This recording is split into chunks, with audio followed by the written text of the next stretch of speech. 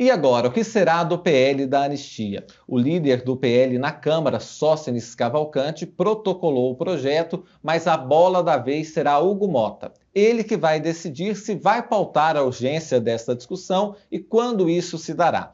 Então, embora o PL faça barulho, esse tema da anistia não vai ser votado amanhã e discutido assim, da forma como está sendo colocado até nas redes sociais. Porque pelo que a gente vê no movimento das redes sociais, parece que esse tema é um caso urgente do Brasil. E a gente vê que tem outros temas tão importantes ou muito mais importantes. Foi o Davi Alcolumbre, não foi? Que disse que isso aí nem está na ordem do dia do brasileiro, que o brasileiro não se importa com essa questão da anistia. Mas pelo barulho que se faz nas redes sociais e também aqui no Congresso Nacional, parece que o Brasil só tem a questão da anistia aos golpistas de 8 de janeiro para se discutir. Nós vamos tratar desse tema no nosso Segunda Chamada com as informações mais atualizadas. Você deixa o like, compartilha o conteúdo do My News com mais pessoas e César, sem mais delongas, roda a vinheta para a gente começar.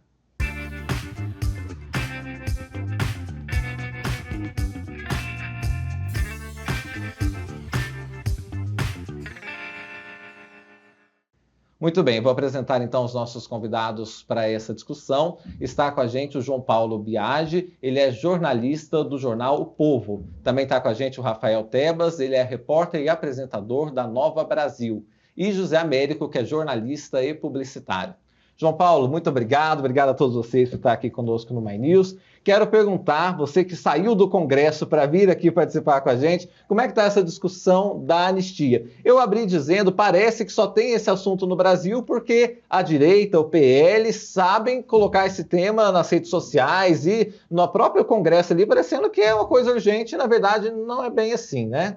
A oposição é uma ótima pauteira, né? Exato, a gente diria no jornalismo, né? Consegue mobilizar as redes sociais, toda a base deles ali, para tratar sobre o projeto de lei da anistia, quando a Câmara dos Deputados, Senado Federal, vão, mesmo que a passos curtos, tentando colocar em pauta outros assuntos. Você disse, amanhã esse tema não vai ser tratado na Câmara dos Deputados, não mesmo.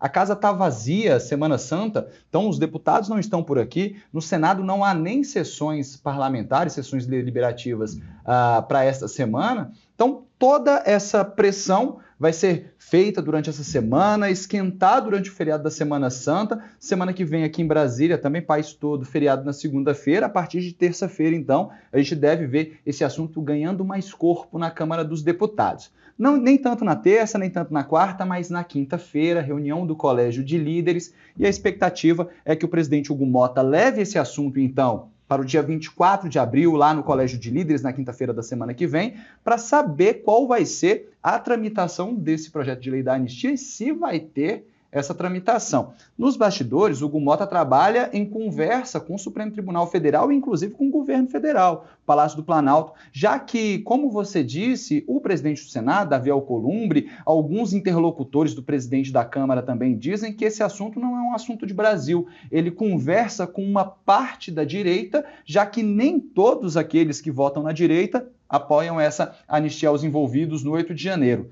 Também não só no 8 de janeiro, né? O projeto de lei, inclusive, é interessante que esse projeto de lei ele é protocolado lá no dia 22 de novembro de 2022. É o autor desse projeto de lei, ele é o Major, eu esqueci o nome, é de Goiás, protocola esse projeto de lei, Major Vitor Hugo, protocola esse projeto de lei antes dos atos antidemocráticos de 8 de janeiro, porque ele disse que o seguinte... Tanto é que ele nem é deputado mais, só de curiosidade. Mais, né? Isso. Mas ele disse que esse perdão deve ser dado a partir do segundo turno das eleições, das eleições, que é quando a PRF faz aquelas blitz para impedir que parte da população fosse votar, depois vem os bloqueios nas rodovias, ali a gente não sabia, mas já se havia ali dentro do Palácio do Planalto discussão sobre um possível golpe de Estado no país.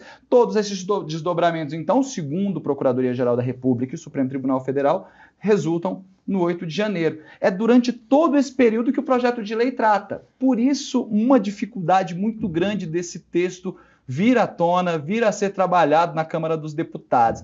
A rejeição dos líderes ali, dos presidentes, é muito por causa disso. Se a gente falasse só em reduzir as penas do 8 de janeiro, tentar pegar aquela galera que foi feita de massa de manobra, que não tinha o treinamento tático necessário para poder ingressar dentro do Supremo Tribunal Federal, do Congresso Nacional, talvez a discussão fosse mais fácil, mais tranquila de ser feita.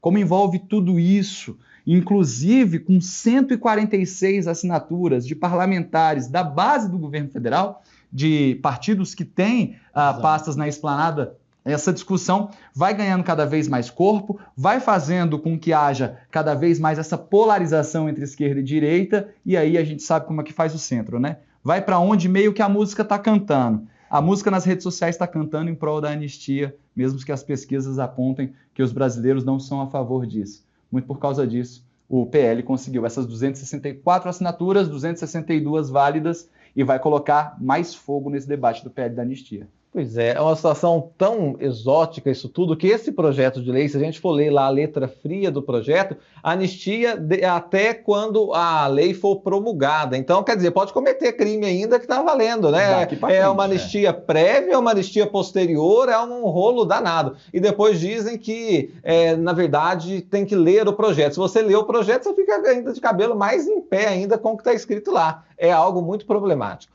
Ô, Tebas, eu queria ouvir de você um pouco essa questão do Sóstenes Cavalcante. Ele usou o Twitter ontem à vontade nas redes sociais, dizendo que estava dando um checkmate, porque o governo, na verdade, estava fazendo gestões para que os nomes que estão na base tirassem assinaturas, que foi por pouco, né? 264, precisava 262 válidos, são, né? 262 e precisava válidos, 257, então por poucos votos, por poucos apoiamentos que conseguiu protocolar isso. O Sóstenes Cavalcante diz que antecipou a sua estratégia com medo de perder essas assinaturas. Então eu queria te ouvir um pouco que o líder do PL está tentando mesmo dobrar a aposta, né? Constranger o Hugo Mota, essa é a ideia dele, né? Exatamente. Tudo bem, Afonso, Tudo certo, João, José, muito bom estar com todos vocês aqui.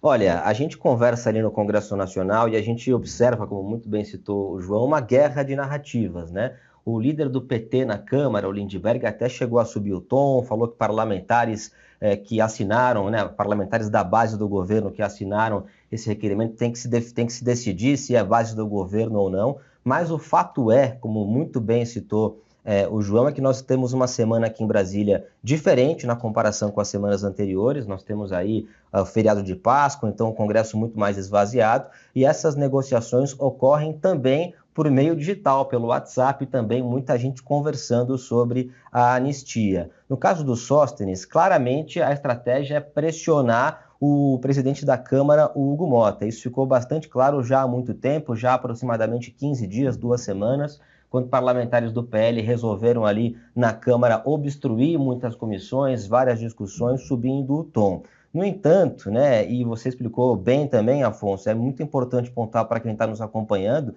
que é um caminho muito extenso. Além do Hugo Mota ter que resolver sobre esse assunto, eventualmente levar para o plenário, ainda tem Senado e Supremo Tribunal Federal, né, que tem feito muitos julgamentos, tem julgamentos marcados, inclusive, que envolvem diretamente e indiretamente também o 8 de janeiro. Então, é realmente um tema bastante extenso. E há uma pressão artificial nas redes sociais, né? No Congresso Nacional, de fato, há muita discussão, mas nas redes é uma pressão absolutamente artificial, porque as pesquisas, mais de um instituto, têm apontado que a maior parte dos brasileiros é contra a anistia. Pois é, Zé Américo, eu queria que você nos desse uma luz sobre essa questão. A população, e o Davi Alcolumbre acertou, acho, ele foi bem preciso, não é um assunto pauta da população brasileira, mas a gente está discutindo aqui porque a extrema-direita, o bolsonarismo principalmente, sabe fazer isso, virar uma espuma, pelo menos, muito grande, ter esse peso para discutir, inclusive lá no plenário, se a gente for ver os discursos, todos falam sobre anistia, né? Mesmo agora esvaziado, eu estava vendo ontem, o tema é anistia de novo, vai e volta, sempre essa discussão. O Hugo Mota foi às redes sociais também, né, Zé Américo? E deu uma tuitada não sei, porque eu não sei se é xizada, como é que falaria? Deu uma cutucada, né?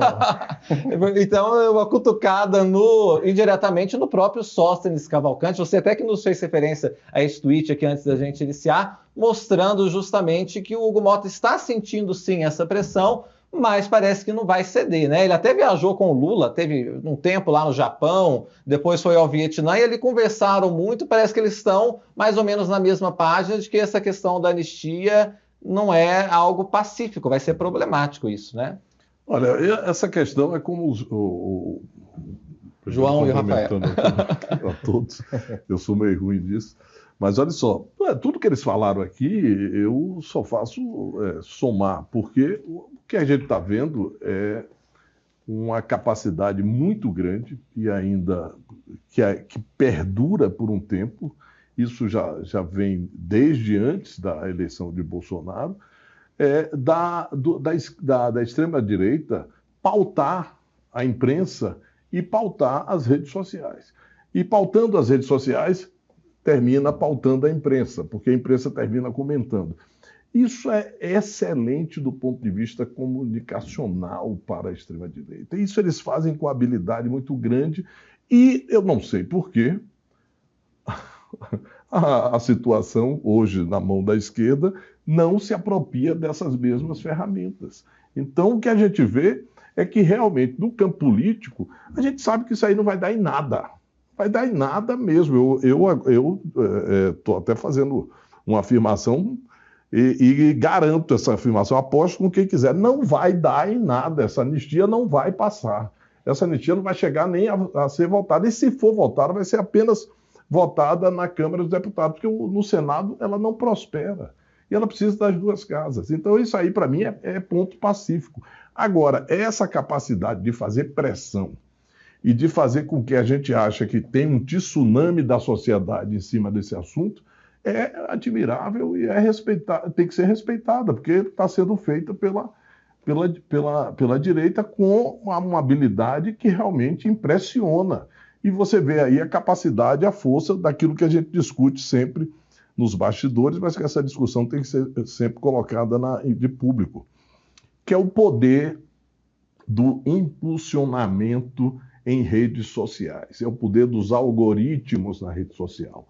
Sim. O investimento que eles fazem, quer dizer, que as equipes fazem na comunicação da extrema-direita, nos algoritmos da rede social, é realmente o que está fazendo a diferença. É o que faz você abrir qualquer rede social e ver uma postagem favorável à anistia, distorcendo os fatos.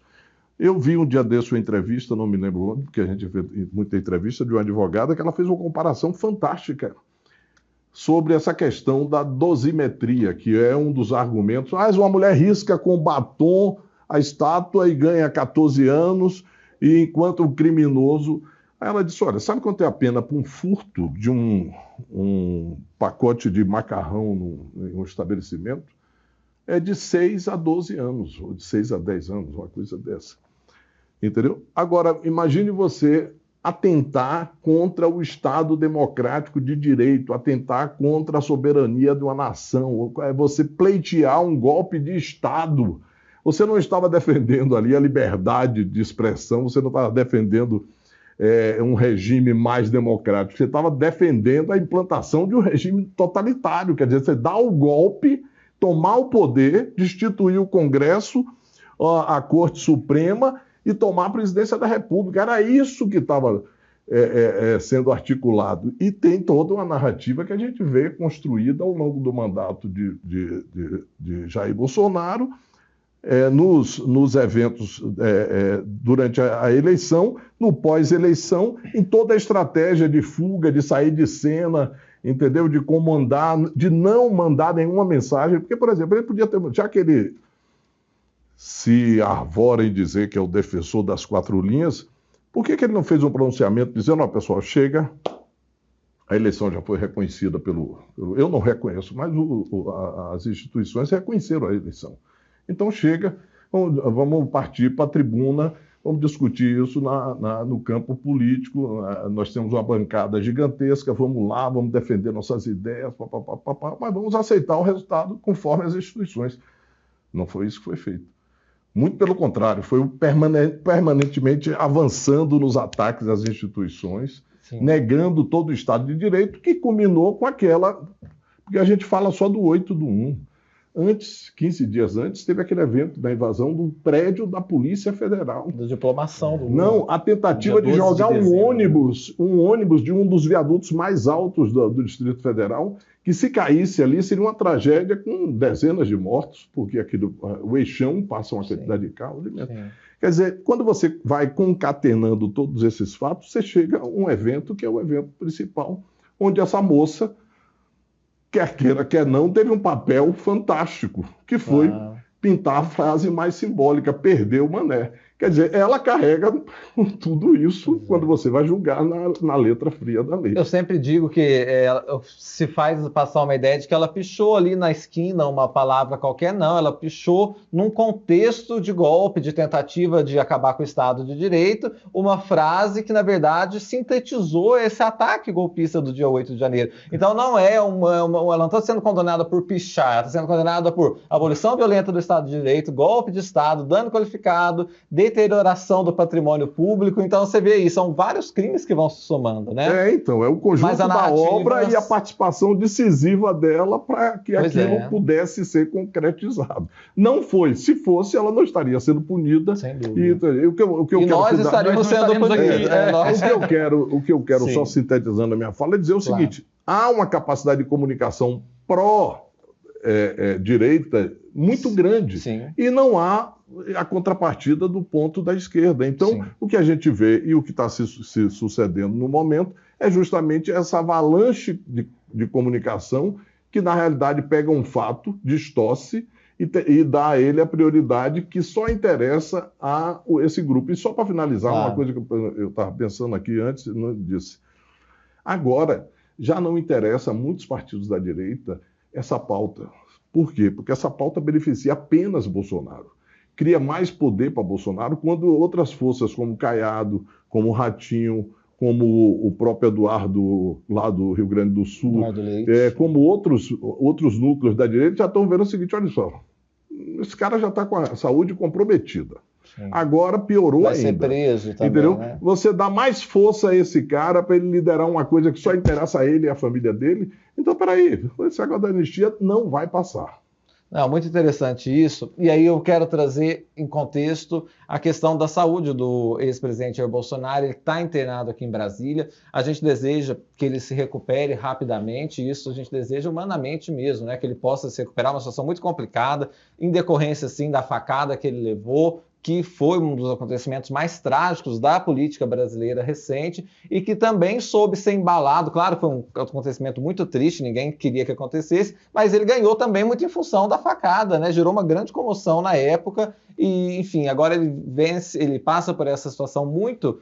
Parece que foi a cirurgia mais delicada em relação à facada desses últimos tempos. Então, que ele se recupere, mas ele sabe politizar também isso, né? Isso que eu queria trazer agora na nossa rota de discussão. A foto dele como sendo alguém que está ali moribundo, doente, ele postou várias nas redes sociais e parece, não foi isso, João Paulo, que ele até mandou uma mensagem para os deputados antes de ser internado falando: está na mão de vocês a questão da anistia. Não foi algo mais ou menos assim? Foi. Eu vou te contar um pouquinho dos bastidores, Afonso, que começa assim também, que a gente gosta. Começa com a articulação do Bolsonaro junto ao Sóstenes Cavalcante, que o Sóstenes começou a liberar listas dos deputados que vinham assinando esse requerimento de urgência.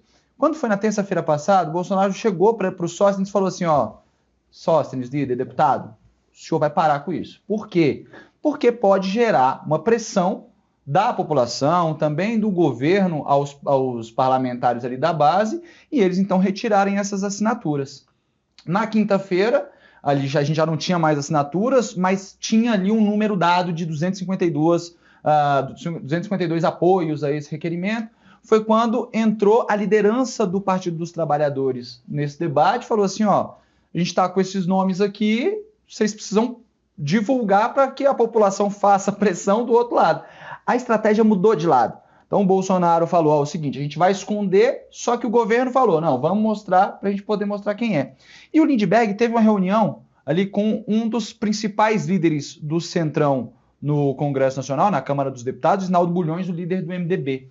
E o Isnaldo, eu falei com ele no dia seguinte, e haviam ali 21 assinaturas, tinha 21 assinaturas de parlamentares do MDB. Quando foi na segunda-feira de manhã, 20 assinaturas de parlamentares do MDB. E eu fui procurar quem que era. Helena Lima, MDB Roraima. Foi ela que retirou essa assinatura e fez com que o líder Sóstenes Cavalcante protocolasse esse requerimento de urgência antes do que ele queria. Ele queria 280 assinaturas para poder chegar lá no plenário com um fôlego maior. Agora, com 264, ali ele não consegue... 262, mas essas duas que são inválidas foram assinadas foram de 2 parlamentares da oposição que foram assinadas como líderes. Justamente Sóstenes e Zucco. Então, contam ali com mais 2 votos, 264. Uma articulação rápida do governo, depois do dia 22 de maio, quando estão protocoladas todas as emendas parlamentares, de pagamento de emenda, faz com que o Centrão desmobilize dessa votação. Então, por isso que o PL quer muito acelerar essa votação. E coloca o ex-presidente Jair Bolsonaro nessa equação. Como você disse, no domingo pela manhã, o ex-presidente Jair Bolsonaro chegou a Brasília, se internou logo cedo pela manhã, ia começar essa cirurgia, que durou 12 horas, foi a mais delicada, segundo o médico dele, Cláudio Birolini, foi a mais delicada, 12 horas, eles iam fazendo ali, desobstruindo o intestino dele, centímetro a centímetro, por 3 metros de intestino, né? Então essa foi a complicação. Mesmo assim, antes, o ex-presidente Jair Bolsonaro pegou o celular, disparou para os líderes, para os aliados, falou assim, mande essa mensagem para todos aqueles do centro que ainda não assinaram o requerimento de urgência para que eles possam apoiar. E ali ele dá um tom até mesmo de despedida, fala que precisa desses apoiamentos e tal, manda essa mensagem e aí os parlamentares ficam preocupados com essa cirurgia de Jair Bolsonaro, mas não deixam de cumprir com o que foi pedido. Então, mesmo ali, às vésperas de uma cirurgia delicada, 12 horas de cirurgia, ele no meio dessa tentativa de articulação do projeto de lei da anistia, que, como o colega disse, é para beneficiar basicamente Jair Bolsonaro. E os outros partidos começam a pensar, para mim, na minha equação aqui na minha cabeça, se for para 2030 sem Lula e Bolsonaro, é mais fácil para o Caiado, é mais fácil para um Ratinho Júnior, pode ser mais fácil para um Tarcísio, e aí, por enquanto, ele está nessa daqui. Então, essa discussão política que nós teremos aqui para os próximos dias não vai versar somente sobre o perdão aos envolvidos no 8 de janeiro, mas também sobre um possível não perdão e o espólio político para onde que ele pode ir nas próximas eleições, não só 26, como também 2030. Exatamente. Rafael Tebas, explorar, no melhor sentido da palavra, um pouquinho mais essa questão do ex-presidente Jair Bolsonaro internado. Ele estava lá no Rio Grande do Norte, passou mal, até o helicóptero que o transportou foi do governo do estado, que é da Fátima Bezerra, que é do PT, o que ela fez muito bem, está 100% correta, né? Porque é um ex-presidente da República, tem que, qualquer pessoa, na verdade, que tiver a necessidade, o helicóptero tiver à disposição, tem que fazer com que chegue e socorra, e foi assim que aconteceu com ele, fez essa cirurgia delicada. Tem várias nuances da questão da saúde do Bolsonaro. O doutor Macedo, que foi o que fez as cirurgias todas, foi descartado pela Michele Bolsonaro, é isso que são as informações, o que ele ficou muito descontente, muito triste, se sentiu preterido ali, mas o Bolsonaro está bem, feito por uma equipe aqui de ótima qualidade, né, médicos de primeiro time, que são aqui de Brasília, desse DF Star. Mas o Bolsonaro, pelas postagens e pela foto que ele fez também, retratar ele doente, está usando isso também para tentar dar uma alavancada nessa questão da anistia, né, Pedro? Exato, Afonso, né? E foram 12 horas de cirurgia aproximadamente, é uma situação realmente complicada. Agora, sem dúvida, também há essa parte política, o uso político também desse quadro de saúde que, infelizmente, é ruim. Agora, na minha avaliação, né, pelo que a gente vê do quadro político, o ex-presidente vai usar uma estratégia semelhante à que usou o presidente Lula em 2018. Ele vai tentar esticar ao máximo a candidatura dele em 2026, mesmo sabendo que ele não poderá ser candidato, que o TSE vai eventualmente, no momento adequado, impedir que ele seja candidato por conta da inegibilidade. Então, sem dúvida, é exatamente essa a estratégia do ex-presidente. E ele vai usar a pauta da anistia, evidentemente, mesmo lá no seu interior, sabendo que ela não vai ser colocada em prática, que ela não vai ser aprovada, mesmo assim ele vai fazer com que essa pauta fique nas redes sociais e que essa seja uma narrativa forte também e principalmente nas redes. E corroborando também com a informação que o João nos passou aqui, nessas últimas horas, já no final da semana passada e até mesmo nessa semana, conversei com 2 deputados que são da base do governo, um deles próximo ao Lindbergh, e ele me falou o seguinte: a gente está, por um lado, preocupado e por outro lado, tranquilo. A gente está tranquilo porque a chance da anistia avançar, enfim, é praticamente zero. Primeiro porque na Câmara mesmo vai ser difícil o Hugo Mota pautar. Se eventualmente pautar, no Senado dificilmente ela passa. E se passar, o Supremo Tribunal Federal vai ser provocado e vai entrar. Agora, o que gera preocupação é justamente essa guerra na rede social, porque muitas pautas que o governo federal gostaria que as pessoas estivessem comentando, isenção do imposto de renda e tantas outras, acabam ficando muitas vezes de lado para essa guerra de narrativas nas redes sociais. Só te passar mais 2 bastidores. Por favor. Não, hoje é irresistível. Hoje o ex-presidente Jair Bolsonaro postou um vídeo, né, dele caminhando no hospital, hoje mais cedo, mostrando ele, dizendo que desistir não é uma opção. Mas você falou sobre o médico do ex-presidente Jair Bolsonaro, Macedo, que fez essas outras cirurgias, foi vetado pela ex-primeira-dama Michele Bolsonaro, muito porque ele estava na equipe que fez a cirurgia que culminou ali, infelizmente, com o falecimento da deputada Amália Barros, que era muito próxima da Michele Bolsonaro, e aí ela ficou um pouco receosa desse histórico do médico, então conversou com o ex-presidente Jair Bolsonaro, falou, vamos tentar no Cláudio Birolini, ele também é da nossa confiança, é um especialista, chega mais rápido a Brasília, então é a nossa opção. E aí, então, o outro doutor Leandro Echenique, veio também para... Que memória é essa? Para ampliar essa enciclopédia. Para ampliar esse corpo médico, que é composto por 6 médicos. Ontem eu estava lá, né? Ontem de manhã eu estava lá. Qual o nome dos 6 médicos? Eu não vou saber. Então, foi assim que ocorreu esse veto ao nome do Dr. Macedo.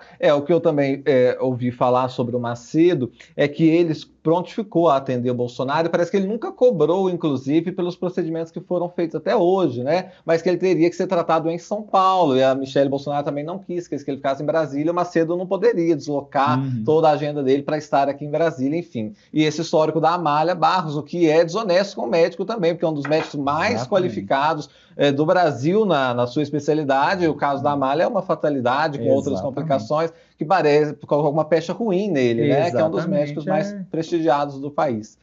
José Américo, eu queria te ouvir um pouco sobre a saúde de Bolsonaro e a politização disso, não por parte da imprensa ou da esquerda, mas do próprio ex-presidente e da direita, que estão vendendo essa imagem de mártir e tal. Aliás, esse episódio da facada, toda vez que ele vai para o hospital, volta essa questão de que ele é perseguido pelo sistema e etc, né?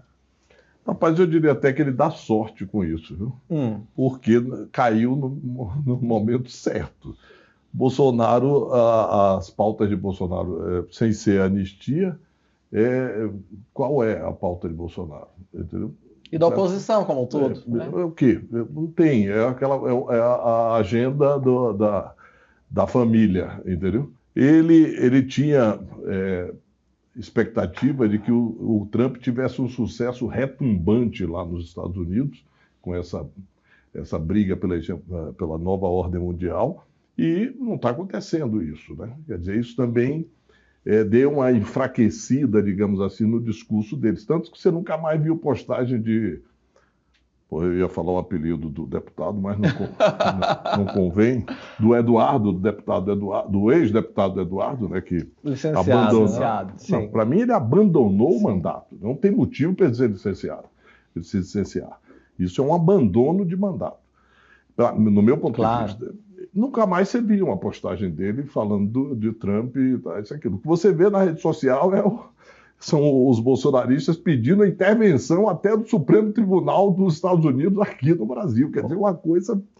Um entreguismo 100%. Não, é um negócio absurdo. Sim. Então, a pauta dele era essa. Essa doença, porque já estava previsto, segundo eu tenho algumas informações, uma nova cirurgia para Bolsonaro. Até porque esse tipo de problema que ele teve é comum, que tenha aderências do intestino. Isso é comum, é como se fosse um efeito colateral quase que certo desse tipo de cirurgia. Então já estava prevista. Como ele também não é uma pessoa muito disciplinada na questão da alimentação, Sim. Pelo que eu sei, ele continua comendo pão com leite condensado. Ele precisaria ter uma dieta meio que esquerdista, digamos assim, comer muita fruta, muita verdura, muitos grãos, tá? Isso aqui tinha que começar a frequentar restaurante natural, vegano, não ia dar muito certo para ele, não. Então, essa dieta dele também não favorece o tipo de doença que ele tem. Claro. Ele hoje tem uma doença provocada pela tentativa que ele sofreu de morte lá em Juiz de Fora. Isso é fato, entendeu? Ele usa isso de forma, rapaz, digamos assim, espetacular, né? E reiterada. Reiterada, entendeu? Bastou ele vai tomar, se ele fosse tomar uma injeção na veia, vacina ele publicava dizendo que era problema da facada, né? Injeção, mas não vacina. Vacina não. Entendeu? Então ele é um negócio, rapaz, assim, que ele transforma muito bem, e o povo dele, os seguidores dele, entendeu? Que tem um grau, no meu ver, de psicopatia, entendeu? Um pouco acentuado, começam a repetir esse negócio e a transformar em orações com uma corrente que a gente viu, uma corrente ridícula de oradores na porta na porta do hospital ontem, fazendo uma prece mais doida que mistura Bíblia com Constituição, com golpe, com anistia, é uma pregação com Jesus. E eles usam aquilo que existe uma máxima. Misturar religião e política às vezes dá certo, mas também pode não dar certo. Então, eu acho que já está começando a pegar, principalmente na classe média mais alta, a ideia de que, esse negócio, essa idolatria, essa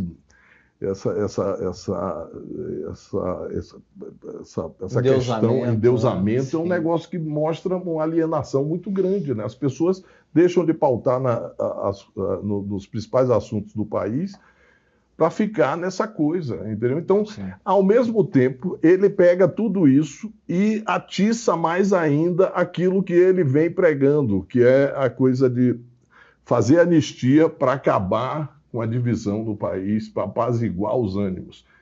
Na verdade, ele utiliza tudo isso para acentuar ainda mais esse abismo que a gente está vivendo na sociedade brasileira, dessa polarização. Eu acho o seguinte, é como eu volto a dizer, e aí pega muito a minha área de publicidade, propaganda e marketing, que é a capacidade que eles têm de pegar determinadas situações e transformarem em pautas mesmo, entendeu? E virar pauta. Quer dizer, ele fez uma caminhada que deveria ser, do ponto de vista ético, uma coisa restrita ao paciente, ao hospital e aos médicos. E tem lá um cara filmando. Quem é aquele cara? Já que não pode receber visitas por questões de saúde, isso aqui tem um videomaker dentro da UTI.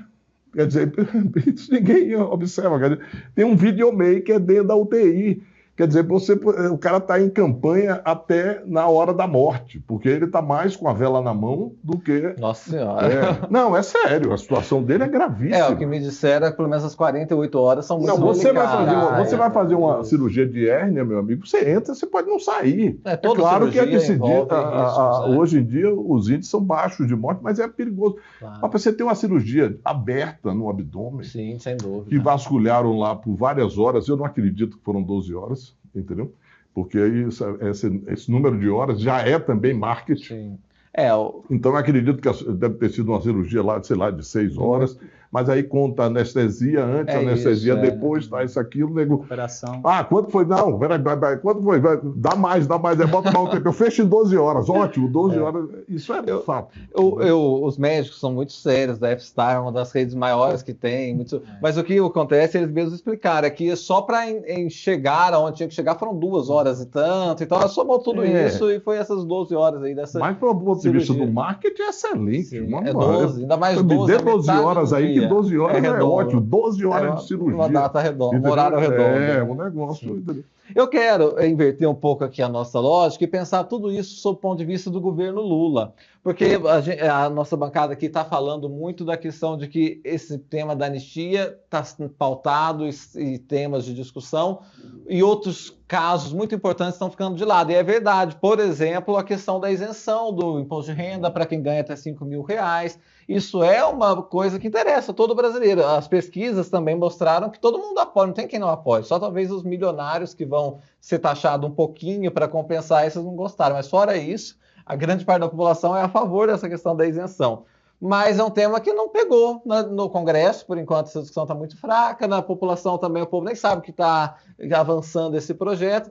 Queria te ouvir um pouco, João. O governo tem que deixar de lado o Bolsonaro e a anistia, tentar tocar suas pautas próprias, ou tem que ficar tentando apagar aqui esse incêndio toda hora gerado pela anistia? Afonso, ontem a gente estava conversando sobre isso para saber se seria possível essa tramitação do PL da anistia, mas a pauta da Câmara dos Deputados é muito extensa e ano que vem é ano eleitoral. Então, a gente vai ter aí durante, pelo menos a partir ali de março, abril, 2 de abril, se não me engano, deputados e senadores se desincompatibilizando para poder concorrer aos cargos ali pode ser Senado, pode ser governo, presidência da República. Então, o prazo é exíguo. A gente tem aí menos de um ano daqui até esse período. E semana vazia no Congresso Nacional. Semana que vem, outro feriado, mas a movimentação deve começar na quarta e na quinta-feira com esse colégio de líderes.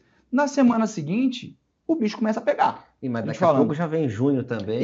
Isso, julho, e aí junho é festa junina. E aí a gente sabe que a festa junina é extremamente importante para os parlamentares do Nordeste, a Câmara dos Deputados dá uma arrefecida, Senado Federal também.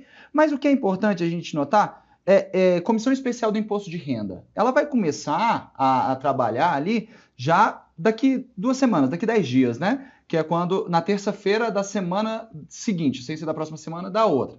Então começa essa discussão sobre o imposto de renda. E precisa ser aprovada este ano ainda, né? Se for criar um novo imposto, precisa ser aprovado até setembro, que tem que respeitar a noventena do período de criação de um novo imposto, como o governo federal quer criar esse novo imposto para quem recebe ou mais de 50 ou mais de 150 mil, como diz o PP.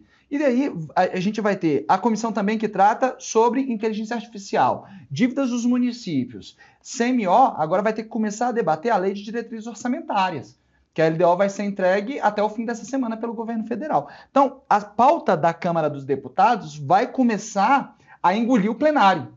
E aí vai ter PNE, Plano Nacional de Educação.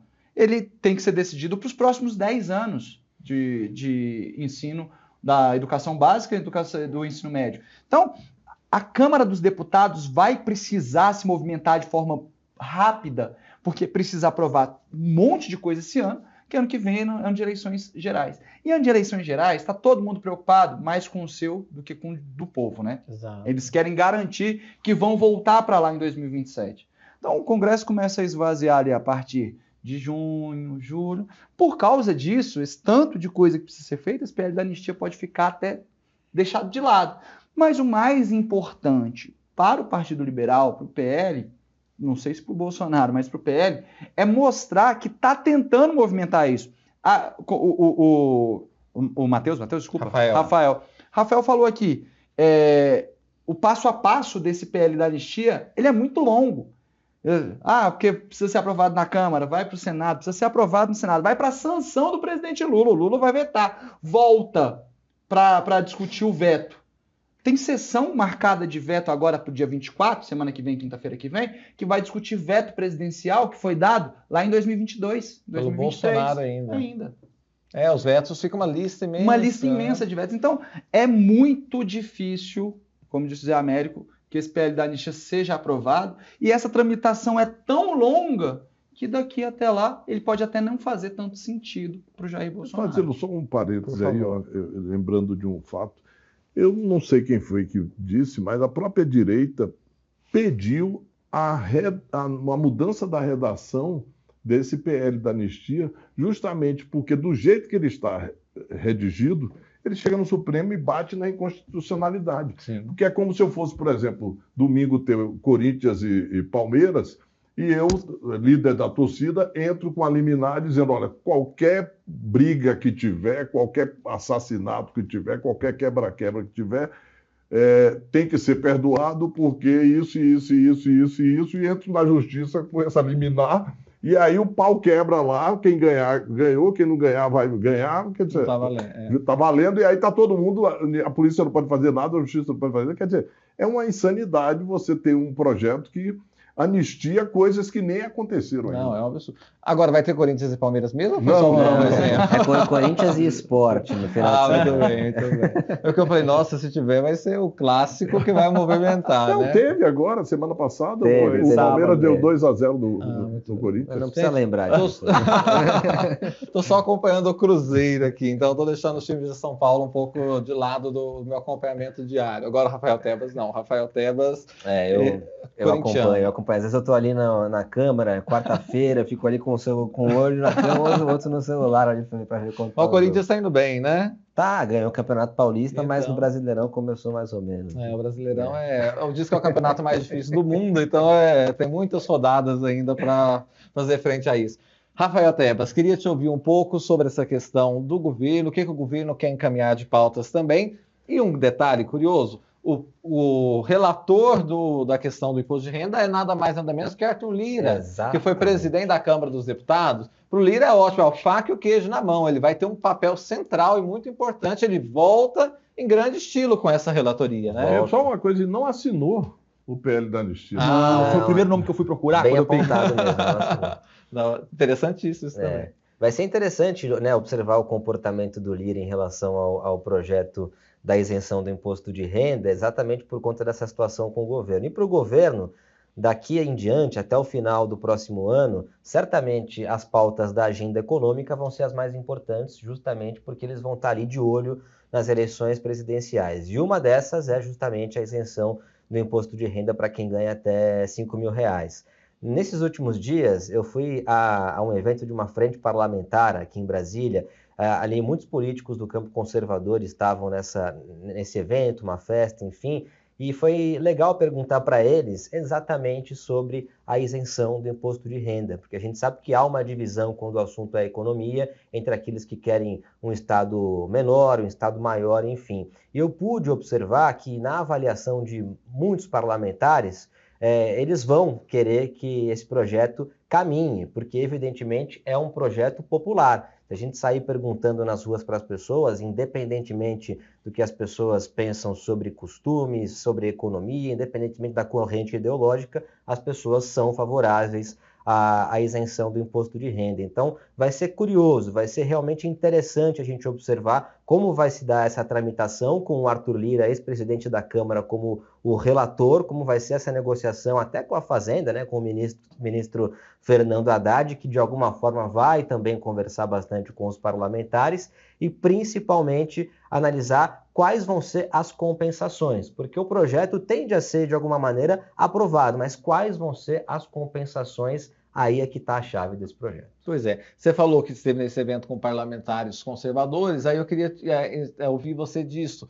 Ninguém consegue falar, eu sou contra esse projeto. É só mas tem isso, mas todo mundo a favor. No fundo, na hora H ali, devem votar com o que o Lira decidir. Exatamente. A grande maioria dos parlamentares, um datatebas aqui, 99% dos parlamentares, pelo menos com quem eu conversei, evidentemente, disseram que são favoráveis ao projeto. Então, sem dúvida vai ser uma das pautas mais interessantes da gente ficar de olho lá na Câmara. E sem dúvida sempre observando aquelas letras pequenininhas, né, lá no final, Maria. Porque o projeto deve ser aprovado. A questão é com quais condições, com quais compensações, porque o trabalhador, né, pode eventualmente comemorar por um lado, mas tem que ficar de olho nas letras pequenininhas. A discussão é a compensação, porque o governo pede uma tributação maior para quem recebe mais de R$50 mil de lucros ou dividendos, né? E aí o PP propõe que eleve esse valor para R$150 mil. Então essa é uma discussão, vai ser para ricos e super ricos ou só para super ricos? Mas como o Tebas disse, é ponto pacífico. Até conversando com parlamentares do PL, eles falam assim, essa pauta é nossa, foi o presidente Bolsonaro que falou que daria essa isenção até R$5 mil.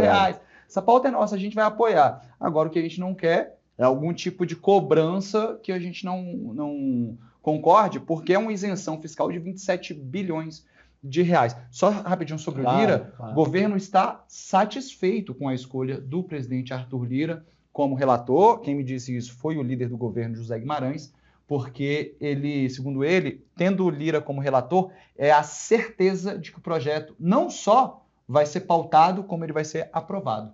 Pelo respeito que o Lira tem com todas as bancadas ali dentro da Câmara dos Deputados. Muito bom. Então aí, José Américo, fica uma pergunta para você. O Lira vai chantagear o governo de alguma forma para aprovar esse projeto? O governo está realmente muito feliz com o Lira, porque o Lira até, voltando à viagem, fez a viagem lá com o Lula para a Ásia e conversaram bastante. Uma comitiva grande. Uma comitiva, então. Está tudo bem, então, entre o governo e o Lira? O Lira é um padrinho bom para esta discussão? Rapaz, a moeda da chantagem não é exclusiva do Lira, né? Justiça seja feita. É uma moeda que circula lá.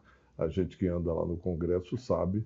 Ela anda encostada nas paredes, nas entranhas, onde você vê tem a moeda da chantagem. Entendeu? Não é o Lira. O Lira carrega todo esse cabedal aí político da presidência da Câmara. Realmente, ao entregar ele, tem a garantia de que vai ser aprovado.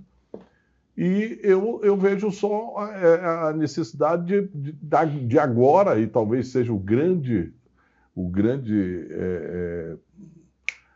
mote do Lira, é conseguir uma coisa que ainda não foi colocada na rua, pelo menos assim com bastante transparência, mas é que está sendo colocado na rua, é o seguinte: se você conseguir tributar os bancos, por exemplo, em 0,0 qualquer coisa, você tira mais de 27 bilhões, entendeu?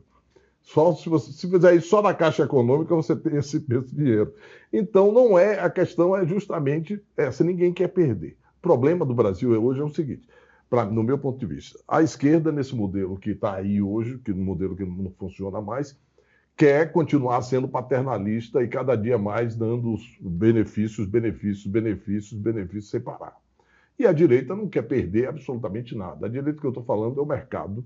Não existe mercado de esquerda. Né? Pelo menos eu não conheço.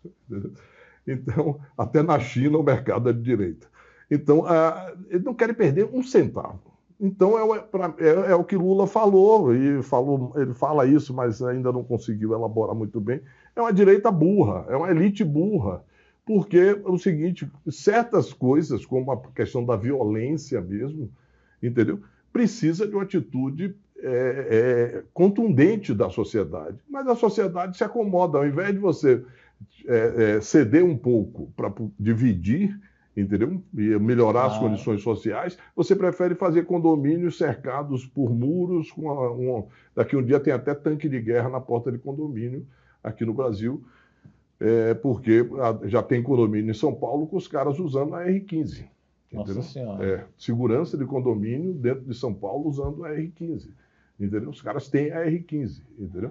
Por quê? Porque o negócio está barra pesada, né? O bandido chega com a R15. Então, onde é que a gente vai chegar?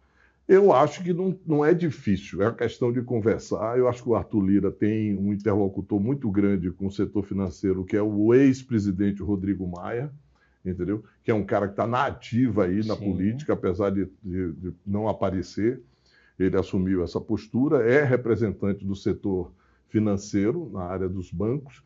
Eu acho que tem uma solução para isso, eu acho que vai ser fácil. Agora vai ter todo aquele teatro que a gente conhece, que é justamente o teatro de mostrar, de polir a pedra para tentar entregar serviço. Isso vai ter, porque ninguém entrega, não existe almoço de graça, né? Então isso vai ser nessa linha. E o Lira, ele é considerado pelo mercado financeiro também um interlocutor confiável, né? Então todo mundo meio que tá na mão do Lira, vai dar certo. Se você juntar Banco do Brasil, Caixa, BNDES e os bancos privados, você tira esses 27 bilhões aí E, gente, isenção do imposto de renda é justiça tributária também, porque há quanto tempo não se revisa a tabela do imposto de renda no Brasil? Se revisasse a tabela do imposto de renda, seria uma isenção para quem ganha mais de R$5 mil. Então é uma coisa pequena. Eu acho mas até importante. Tímido esse negócio do limite de R$5 mil. Eu acho que o PT não é nem PT para mim, é o Lula falhou. Devia ter colocado mais, justamente para na negociação cair. Para, quem sabe, até chegar a uns R$7.000. Seria justo, uma questão de justo. Bom, mas eu preciso pôr um ponto final na nossa discussão, ou agora eu sei, gente, é cruel, tem essa função de terminar quando a conversa está ficando boa, mas então, para você que é membro, nós vamos ter mais uma rodada para finalizar essa nossa discussão. Então, se você não é membro, se torne membro do My News, assim você tem acesso aos produtos que estão na lojinha com 60% de desconto. É loja canalmynews.com.br, tem a camiseta do My News, tem a caneca, tem o Moleskine, enfim, todos os itens do My News estão lá. E você sabe, a questão da lojinha é uma demanda da nossa audiência. Você pediu e a gente colocou então a lojinha na avenida e está dando muito certo. E você, membro, tem 60% de desconto, além das lives exclusivas, como a que a gente vai fazer em seguida. Até já!